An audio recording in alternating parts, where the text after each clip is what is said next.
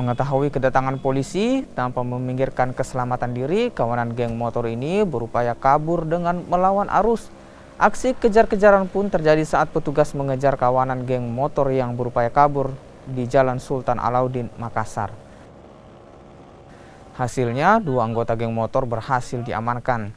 Saat digeledah, petugas menemukan busur panah beserta ketapel yang disembunyikan di dalam bagasi motor. 2 anggota geng motor ini selanjutnya dibawa ke Mapolrestabes Makassar untuk dilakukan pembinaan, mengingat keduanya masih di bawah umur. Sementara 1 unit motor dan busur panah disita sebagai barang bukti. Mendapatkan beberapa rombongan berkendaraan roda 2, yang mana pada saat terlihat akhirnya dia sempat melarikan diri dengan melawan arus. Kemudian akhirnya tim melakukan pengejaran kepada mereka, mengingat sangat mencurigakan pada saat itu.